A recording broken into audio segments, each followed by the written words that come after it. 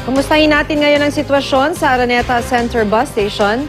Makibalita tayo live kay PR Kanghel. Pia?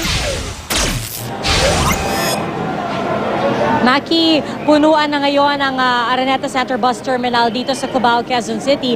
At sa mga sandaling ito, patuloy pa rin yung pagdating ng mga pasahero. May ticket man o wala at umaasang makakabiyahe sa tamang oras. At may mga, ito nakapila na dahil may mga bus pamasbate na babiyahe ngayong alas 5 ng hapon. At yung ilan nakausap natin kanina ay natutuwa dahil kahit papano, kahit chance passenger sila, ay nakakuha pa rin sila ng ticket pauwi ng Masbate ngayong hapon. Pumila daw sila kaninang madaling araw para makahanap ng ticket at naswerte o sinwerte sila kaya ngayong alas 5 ng hapon ay makakabiyahe na sila. Kanina nakausap rin natin yung ilang tauhan ng MMDA na nakadeploy dito dahil tuloy-tuloy rin yung pagsasagawa nila ng alcohol test at random drug test na rin doon sa mga bus drivers at sa 17 driver na isinailalim nila sa test ngayong araw ay lahat naman ay nag-negative at tuloy-tuloy rin yung kanilang pagsusuri pati na rin sa kondisyon ng mga bus kung ito ba ay roadworthy at handang bumiyahe.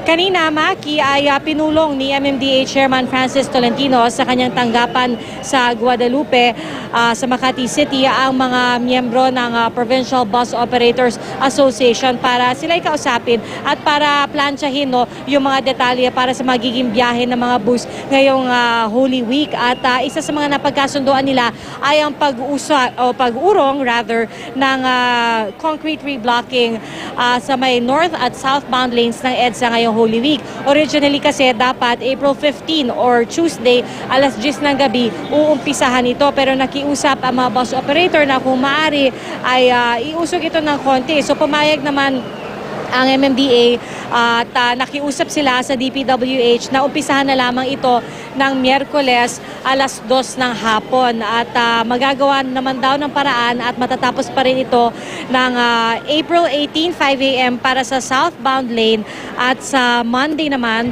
pagkatapos ng Linggo ng Pagkabuhay para doon sa northbound lane. At ayon kay MMDA Chairman Francis Tolentino, ito na ang magiging huling batch ng reblocking na isasagawa sa EDSA para sa taong ito at posible rin daw na hanggang 2015. Maki? Maraming salamat, PR Kanghel.